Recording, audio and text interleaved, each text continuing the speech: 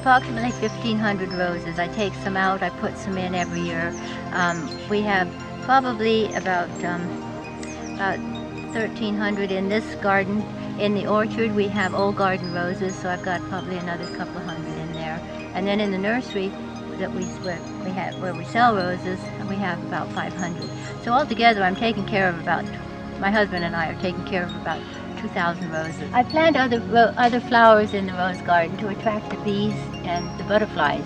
This is a rose I hybridized called Our Nan. This is a very sturdy, very healthy growing bush, very hardy. When others are suffering from the cold, this one just keeps going. It always blooms in clusters, and it's a quick repeat bloom and it's lightly fragrant, so I'm pretty thrilled about that. This is a rose called the green rose. It's a sport of old blush, and it was found before 1856, and it's a very popular one on the rose show circuit. I've won several trophies with it and certificates because it's so unusual. This is the plant, the old blush, that the green rose sported from. And a sport is when you find a different color, different characteristics on a cane and the flower is different, and then you propagate it, and then if it keeps coming true all the time, then it's definitely a good sport. But this old blush is a China rose that was introduced in 1751. It's one of the original 4 roses that came from China. This is a rose called Dairy Maid, and a hip from Dairy Maid. The rose hip is ready to harvest now, so I'll take it like that, and then I take it in the house and put it in the refrigerator for until about January. And then I put them in plastic bags and identify them. Take a knife and take this apart. It's really hard to do it with your fingernails, but inside here you'll see the rose seeds. Like here, there's some seeds. And some of the hips have 1 or 2, some have as many as 30 seeds. And get one out.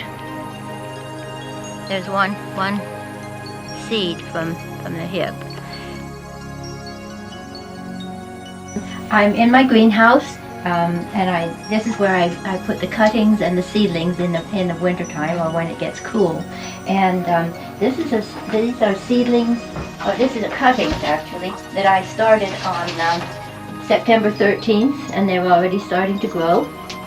It's now the end of October, and these are some little seedlings from rose hips. They've bloomed, and these are old blooms, but they're an indication that they're going to be healthy plants. And I'm going to grow them for about 4 or 5 years before I can really tell whether they're going to be worthwhile registering. I need to know how tall they are, how bushy they grow, whether they're a climber, whether they're going to have a good bloom. Sometimes from the same bush you can get a miniature and you can get a climber, depending upon the seed. So it takes about 4 to 5 years to get the plant to a good size. And then if it has all the good characteristics, the healthiness, the fragrance, the good growth habit, things that I look for, and I want before I would register it, then I can go to the American Rose Society International Rose Registration and fill out all the questions about it, and then it's put on their website, and then people can look at it, and if there's no objection after 30 days, then it's mine, but I get to name it. I have about 18 of them registered right now. This light yellow rose is one that I've hybridized. It blooms in nice clusters, but I haven't registered yet. I'm still watching it. It's in a pot. I will put it in the ground to see how big it gets. So that's definitely a possibility.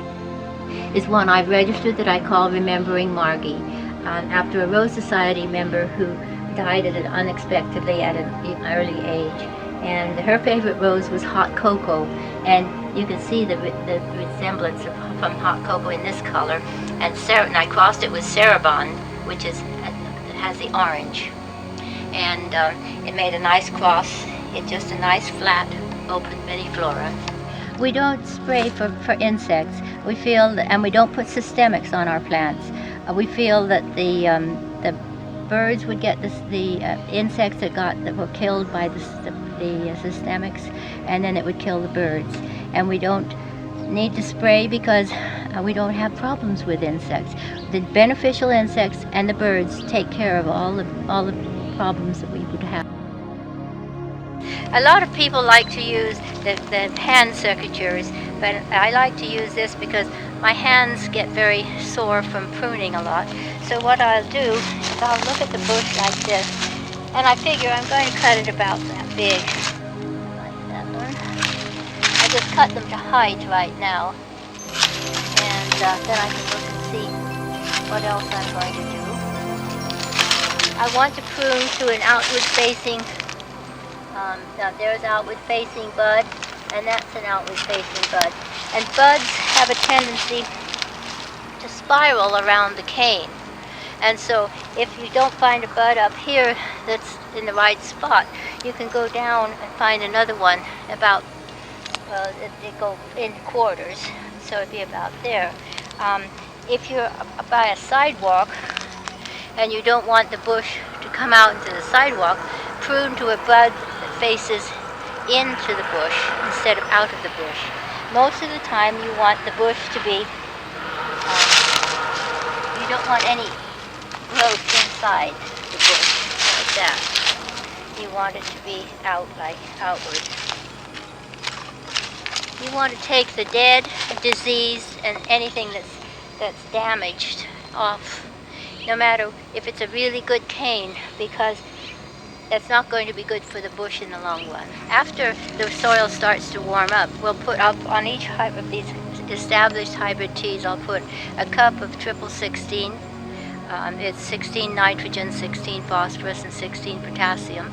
And then wash it in really well, or let the rains wash it in. I also put about 4 cups of gypsum around because our soil is very heavy clay, and that helps with the drainage. And every other year I'll put Epsom salts. You can get it at the drugstore, or you can just go and buy magnesium sulfate.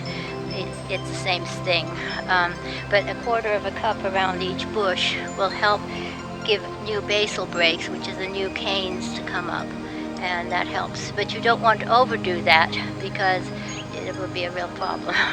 When I'm deadheading in the summertime, I'll go down to the fifth. You can cut down to the first fifth leaf, but if you want a nice long cane, you can cut down to about there.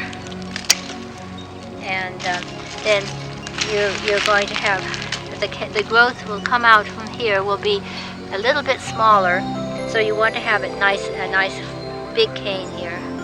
And then this little bud that's right below that, right there, will come out and be a cane that will come out this way, and it will have your new growth. And because I cut down lower, it will take longer for the cane to grow up, and so it will be a nice tall cane with a nice bloom on top.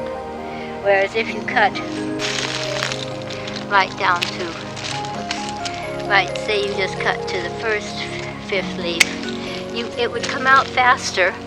The cane right here is smaller, so another cane would be quite a bit smaller, and it would go about there and bloom.